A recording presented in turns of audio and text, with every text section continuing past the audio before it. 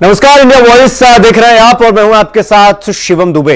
India voice के खास कार्यक्रम राजस्थान समाचार में आप सबका स्वागत है। बुलेटिन की शुरुआत करेंगे।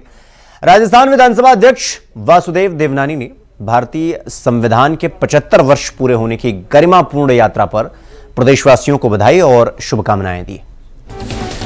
वासुदेव देवनानी ने इस दौरान कहा कि यह महत्वपूर्ण दिवस है। हमारे राष्ट्र का संविधान इसके निर्माताओं की दूरदर्शिता का जीवंत प्रमाण है। यह संविधान सामाजिक परिवर्तन और आर्थिक विकास की जटिलताओं और चुनौतियों के बाद राष्ट्र का मार्गदर्शन करने में समय की कसौटी पर खरा उतरा है। राजस्थान विधानसभा अध्यक्ष वासुदेव देवनानी ने विधानसभा में संविधान दिवस पर आयोजित समारोह में राजनीतिक आख्यान संग्रहालय में संविधान दीर्घा का लोकार्पण किया। राजस्थान विधानसभा के डिजिटल म्यूजियम में एक नवीन दीर्घा बनाई गई है और इस संविधान दीर्घा में मूल संविधान के 22 भागों के आरंभ में दर्शाई गई कलाकृतियों को प्रदर्शित किया गया।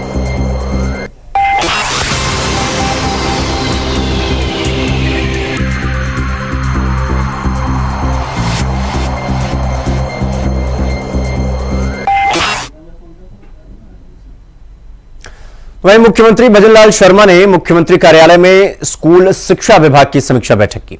उन्होंने अधिकारियों को विभागीय बजट घोषणाओं को त्वरित गति से यानी कि जल्द से जल्द पूरा करने के निर्देश दिए।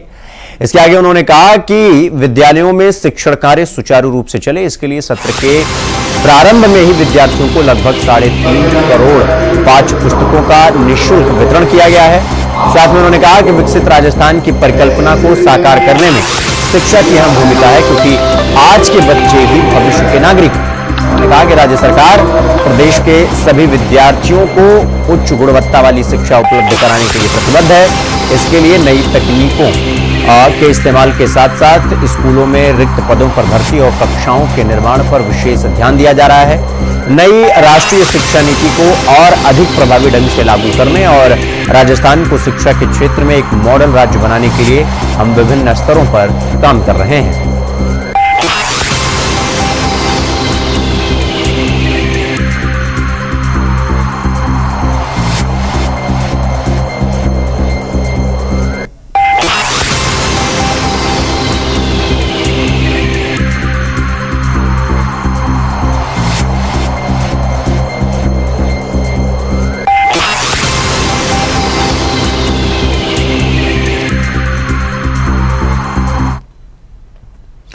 वहीं पूर्व सांसद और पूर्व मेवाड़ राज परिवार के सदस्य महेंद्र सिंह मेवाड़ के निधन के बाद उनके पुत्र विश्वराज सिंह मेवाड़ का सोमवार को राज तिलक किया गया। इस बीच मेवाड़ राज परिवार का पूरा विवाद जो है वो सड़क तक पहुंच गया। उदयपुर के सिटी पैलेस के धूड़ी दर्शन को लेकर शुरू हुआ यह विवाद पथराव में बदल गया। अचानक माहौल तनावपूर्ण हो गया और सिटी पैलेस के अंदर से पथराव होने लगा। इसमें कुछ लोग घायल भी हो गए, जिन्हें अस्पताल में भर्ती कराया गया। इनमें कुछ पुलिसकर्मी भी शामिल हैं। तो वहीं कुछ लोग पैलेस की दीवार पर भी चढ़ने लगे। विश्वराज सिंह मेवाड़ भी पहले से कुछ दूरी पर अपने समर्थकों के साथ बैठ गए। शाम 5:30 बजे से विवाद शुरू हुआ, जो देर रात तक चलता रहा। देर रात को कुछ बातों पर सहमति बनने के बाद लोग वहां से चले गए। प्रशासन ने विवादित जगह को कुर्क कर रिसीवर नियुक्त कर दिया। इसका नोटिस सिटी पैलेस के गेट पर चिपकाया गया है और अब विवादित जगह को लेकर रिसीवर डिसीजन लेगा। विश्वराज सिंह मेवाड़ रात करीब 1:30 बजे बिना धूड़ी दर्शन किए अपने निवास समोर बाग लौट गए। आपको बता दें कि महाराणा भगवंत सिंह ने 1963 से 1983 तक राजघराने की कई प्रॉपर्टी को लीज पर दे दिया था, तो कुछ प्रॉपर्टी में हिस्सेदारी बेच दी थी, जिनमें कई बेशकीमती प्रॉपर्टी शामिल थी। ये सभी प्रॉपर्टी राजघराने की और से राजघराने की ओर से स्थापित एक कंपनी को ट्रांसफर हो गई। कल जो हम सिर्फ दर्शन के लिए जाना चाहते थे और जिला प्रशासन ये दर्शन का भी इंतजाम न कर पाई थी, तो मेरा तो एक तो कहना है कि जो जिला प्रशासन ने किया है वो काफ़ी किया नहीं है। उनकी तरफ से तो एक कमज़ोरी नज़र आई है, क्योंकि कानूनी तरीके से, सामाजिक तरीके से, परंपरा तरीके से आप किसी भी नज़रिए से देखें तो ये सिर्फ एक दर्शन की बात थी और मेरा हक भी है वहाँ जाके दर्शन करना। और प्रशासन मेरे हक को कायम नहीं रख पाई और अंत में जैसे आप सब लोग काफ़ी लोग थे, रात को जैसे हम सब लोग वहाँ इकट्ठा हुए थे दर्शन के लिए, और फिर वो अंदर से पथराव भी हुआ। फिर भी प्रशासन ने पथराव के खिलाफ अभी तक मेरी जानकारी में है कि अभी तक तो उन्होंने कुछ नहीं किया इसके लिए भी। और जहाँ तक अंदर जाने की बात थी दर्शन के लिए, वो ऐसे ही कह रहे थे कि हम गेट कैसे खोलेंगे। तो अभी जो है उन्होंने नोटिस कल रात को नोटिस दिया है कि सेक्शन 145 के तहत उस प्रॉपर्टी को सीज करने, और कल रात वो कह रहे थे हमारे पास एडिक्वेट फोर्स नहीं है कि हम अंदर जाएं और सीज करें, इसलिए उन्होंने कहा वो आज फोर्स मंगा रहे हैं। तो अब ये देखने। तो इस खबर पर हमारे साथ हमारे सहयोगी कुलदीप हमारे साथ जयपुर से जुड़ गए हैं। कुलदीप, राज तिलक और इसके बाद बवाल, फिर हिंसा और फिर 100 सवाल, क्या कुछ पूरा मामला है? बवाल क्यों हुआ? क्या कुछ स्थिति, क्या अपडेट? देखिए, मामला तो रॉयल फैमिली के भूमिगत विवाद को लेकर था, लेकिन ये पूरा मामला जो है अब लोकतंत्र और राजतंत्र पर जाकर अटक गया है, क्योंकि जिस विवादित जगह की बात की जा रही है उस विवादित जगह को लेकर प्रशासन ने कई बार इस बात को दोहरा दिया है कि ये जो जमीन है वो प्रशासन की है। और इतना ही नहीं, जब कल रात को विवाद हुआ तो धूनी माता के स्थान पर प्रशासन ने अब कब्जा कर रखा है।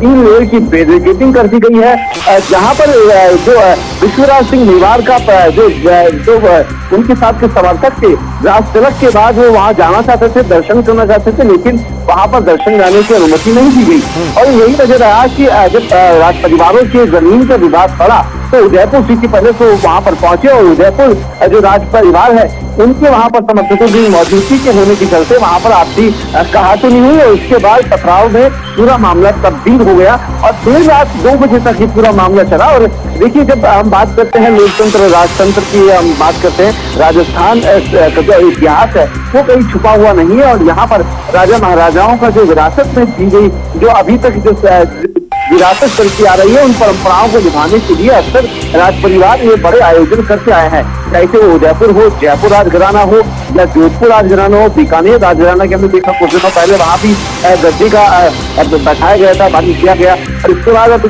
चित्तौड़गढ़ में जो राज तिलक किया गया है उसके मायने कुछ और निकाले जा रहे हैं, जिसको लेकर अब लोगों में भ्रांतियां फैलाई गई कि ये राजतंत्र है, लोग उसे राजा और प्रजा की तरह दिख रहे हैं। लेकिन जो विश्वराज सिंह मेवाड़ है वो खुद एक वहां पर विधायक है, और साथ ही उनके पास एक बड़ा पद होने के साथ साथ जिम्मेदारियां भी है ताकि माहौल वहां पर खराब नहीं हो। इसलिए उन्होंने रात को 1 बजे तक इंतजार किया कि वहां पर अनुमति मिले और वो धूनी माता के दर्शन करके अपने समर्थकों के साथ वहां से निकल जाए, लेकिन अंततः उनको दर्शन नहीं हुए और वो सिर्फ प्रशासन की अनुमति और समझाइश के बाद वो वहां से निकल गए। और अभी भी उनका यही कहना है कि जो अभी अगर उनको अनुमति दी जाती है तो परिवार के साथ ही वो अकेले किसी भी तरीके से वहां पर जाने को मंजूर है। लेकिन क्योंकि ये माना गया है कि जब राज तिलक हुआ, उनका गद्दी उनको चीज सौंपी जा रही है और उनका राज्याभिषेक जब हो रहा है तो उन जगहों पर जिनके पूर्वज वहां पर अपनी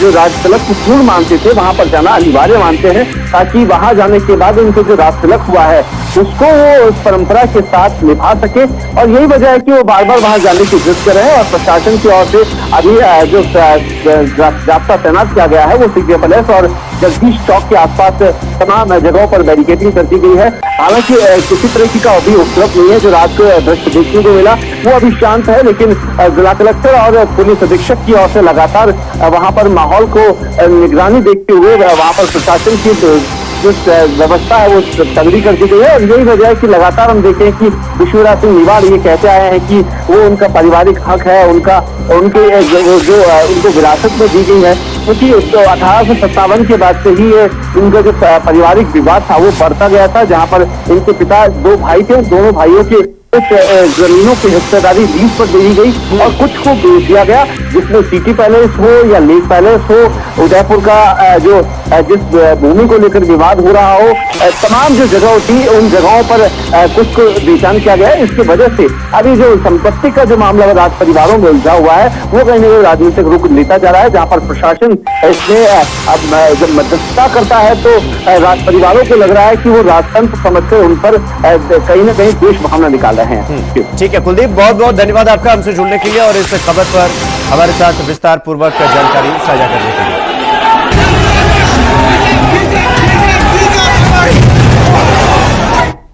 तो फिलहाल यहां पर रुकेंगे एक छोटे से ब्रेक के लिए। खबरों का सिलसिला जारी है, फौरन लौट रहा है।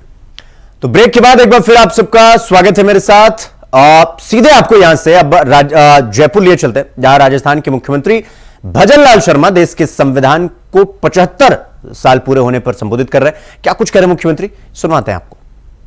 करने का निर्णय केवल एक परंपरा शुरू करने का नहीं था, बल्कि संविधान के मूल्यों, उसके आदर्शों और हमारे लोकतांत्रिक ढांचे को जन जन तक पहुंचाने का एक प्रयास था। और वो प्रयास इसलिए कि हम एक देश के नागरिक होने के नाते हम सबका दायित्व बनता है कि संविधान के बारे में हम सभी को जानकारी होनी चाहिए, क्योंकि आज का समय वो है क्योंकि संविधान में अधिकार भी है। हर व्यक्ति को अधिकार की चिंता रहती है, लेकिन उसमें निहित कर्तव्य भी है। लेकिन आज होड़ उस बात की है कि हमारा अधिकार क्या है। पिता पूछता है मेरा अधिकार क्या है, पुत्र कहता है मेरा अधिकार क्या है, पत्नी कहती है मेरा अधिकार क्या है, पोता कहता है कि मेरा अधिकार क्या है। लेकिन इनके पीछे निहित कर्तव्य के बारे में सोचना उतना ही आवश्यक है। इसलिए देश के यशस्वी प्रधानमंत्री जी ने इस दिन को चुनकर हमें यह स्मरण कराया कि संविधान हमारे देश की आत्मा है और इसकी सुरक्षा और सम्मान हमारा प्रथम कर्तव्य है। हम कहीं भी हैं, कई बार कहते हैं कि यह संविधान हर व्यक्ति के लिए है, हर व्यक्ति को उसकी पालना करती है, उसके दायरे में रहते हुए उसके कर्तव्य को भी निभाना है और संविधान का जो हमारा कर्तव्य है उसको भी निभाना है। हमारे संविधान में, क्योंकि संविधान निर्माण में हमारे भारत रत्न बाबा साहब का जो योगदान है वो किसी से छुपा हुआ नहीं। बाबा साहब भीमराव अंबेडकर जी संविधान के अन्य महान शिल्पियों का अतुलनीय योगदान है, जिनकी कड़ी मेहनत और दूरदृष्टि की वजह से ही हमें ऐसा महान संविधान प्राप्त हुआ है। और महान इसलिए कि अगर दृष्टि डाल करके देखेंगे तो इससे कोई भी वंचित नहीं है। अगर ठीक प्रकार से हम इसका अध्ययन करें तो देश के हर नागरिक के लिए ये संविधान है। उसकी पालना और पालना के साथ साथ कर्तव्य दोनों उसमें निहित हैं। प्रधानमंत्री श्री नरेंद्र मोदी जी ने बाबा साहब अम्बेडकर के जीवन से जुड़े उन पंचतीर्थों का निर्माण करवाकर हमारे संविधान के शिल्पी बाबा साहब के योगदान को सम्मान देने का काम भी किया है। क्योंकि जिस तरह से बाबा साहब ने इस देश को दिशा देने का काम किया, इस देश को आज दुनिया में अगर हम कहें कि सर्वश्रेष्ठ बनाने का काम किया तो बाबा साहब ने किया। भारत का संविधान दुनिया के सबसे विस्तृत और प्रभावी संविधानों में से एक है। ये न केवल हमारे लोकतंत्र का आधार है, बल्कि सामाजिक, आर्थिक और राजनीतिक न्याय का मार्गदर्शक भी है। इसमें समानता, स्वतंत्रता और बंधुत्व के मूल्यों को सर्वोच्च स्थान दिया गया है। ये हमारे देश की शक्ति और एकता का प्रतीक है। हमारा संविधान हमें अधिकार देता है, लेकिन साथ ही कर्तव्यों की भी सीख हमें देता है। संविधान में जिस तरह से राज्य सरकार संविधान में निहित लोक कल्याण की भावना को सर्वोपरि मानते हुए प्रदेशवासियों के कल्याण के लिए समर्पित भाव से काम कर रही है। हमारी राज्य सरकार ने विभिन्न योजना और नीतियों के माध्यम से संविधान की इस भावना को साकार किया है, चाहे वे जन कल्याणकारी योजनाएं हों या महिला सशक्तिकरण और शिक्षा के क्षेत्र में उठाए गए कदम हों। राजस्थान सरकार ये सुनिश्चित करती है कि हर नागरिक को अपने अधिकार और अवसर प्राप्त हों ताकि एक समावेशी समाज का निर्माण हो सके। हम संविधान दिवस के संदेश को जन जन तक पहुंचाने के लिए अनेक पहल कर रहे हैं। हम संविधान में निहित मौलिक कर्तव्यों की पालना के बेहतर प्रयासों को सोशल मीडिया पर प्रसारित कर रहे हैं। विद्यार्थियों को संविधान पार्कों का भ्रमण कराना प्रारंभ किया जा रहा है। सभी विद्यालयों एवं कार्यालयों में संविधान की प्रस्तावना भी लगाई जा रही है। भारतीय नागरिक सुरक्षा संहिता की धारा 479 के तहत पहली बार दोषी कैदियों को राहत देने के लिए अभियान की शुरुआत की जा रही है। आज विद्यालय एवं महाविद्यालयों की प्रार्थना सभा कराई गई है तथा संविधान पाठशाला का आयोजन किया गया है। सभी शैक्षणिक संस्थाओं में पहले कालांश में संविधान के महत्वपूर्ण अंशों की जानकारी भी दी गई है। साथ ही संविधान निर्माण की प्रक्रिया से जुड़े प्रसंग विद्यार्थियों को सुनाए जा रहे हैं तथा विभिन्न शैक्षणिक कार्यक्रम और प्रतियोगिताएं आयोजित की जा रही हैं। संविधान सिर्फ मंचों पर दिखाने की एक पुस्तक नहीं, बल्कि इसे पूरी श्रद्धा और सम्मान के साथ आत्मसात करना और इसे सार्वजनिक जीवन में लागू करके अपने कर्तव्यों का सर्वोत्तम पालन करना ही राष्ट्र निर्माण की कुंजी है। तो देश के संविधान के 75 वर्ष पूरे होने पर जयपुर से आप मुख्यमंत्री भजनलाल शर्मा को सुन रहे थे। रुक करेंगे अगली खबर की ओर। इंडियन प्रीमियर लीग यानी आईपीएल 2025 से पहले सऊदी अरब के जेद्दा में खिलाड़ियों का मेगा ऑक्शन पूरा हो चुका है और इसमें राजस्थान रॉयल टीम मैनेजमेंट ने 41 करोड़ रुपए खर्च करके 14 नए खिलाड़ियों को टीम में शामिल किया है। राजस्थान टीम में कुल 20 खिलाड़ी शामिल हो चुके हैं। इनमें 13 साल के वैभव सूर्यवंशी को राजस्थान ने 1.25 करोड़ रुपए की कीमत में खरीदा है। सवाई मानसिंह स्टेडियम में इंडियन प्रीमियर लीग यानी आईपीएल 2024 सीजन की साझा मेजबानी के बाद राजस्थान रॉयल और राजस्थान राज्य खेल परिषद आरएसएससी और एक नई साझेदारी में प्रवेश करने के लिए तैयार है। अटकलें लगाई जा रही थी कि उनकी योजना राजस्थान क्रिकेट एसोसिएशन यानी आरसीआई अकादमी को निकट से चलवाने सहयोग से चलाने की है और रॉयल्स का इस सेटअप में प्रवेश ऐसे समय में हुआ जब आरसीआई अपने खजाने के खाली होने के कारण अपने काम को व्यवस्थित करने के लिए संघर्ष कर रहा है।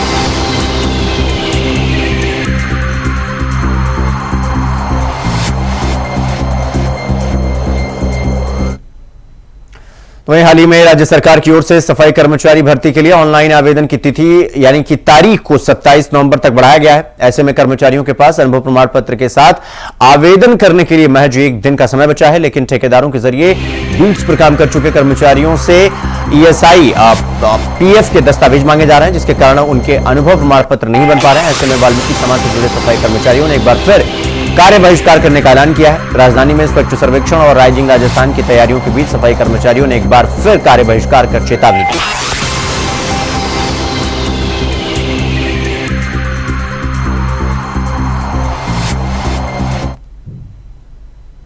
तो रुक करेंगे अगली खबर की ओर। जयपुर में संजय सर्कल थाना पुलिस ने लॉरेंस बिश्नोई और रोहित गोदारा गैंग के सक्रिय 4 गुर्गों को गिरफ्तार किया है। आपको बता दें कि आरोपियों के पास एक पिस्टल और एक देशी कट्टा, 5 कारतूस यानी असलहों का पूरा जखीरा बरामद हुआ है। डीसीपी नॉर्थ राशि डोगरा डूडी ने बताया कि पकड़े गए बदमाशों ने कहा कि उन्हें लॉरेंस गैंग से जयपुर के एक व्यापारी की हत्या की सुपारी मिलने वाली थी। गैंग ने उसकी फिरौती के लिए भी धमकाया था उसको। इसके लिए मध्य प्रदेश से हथियार लेकर आए थे। व्यापारी का नाम सामने आता उससे पहले ही पुलिस ने उनको पकड़ लिया। पूछताछ में बदमाशों ने यह भी बताया कि ब्रह्मपुरी के एक व्यापारी को भी रंगदारी के लिए धमकाया था। आरोपियों से उनके अन्य साथियों के संबंध में पूछताछ की जा रही है।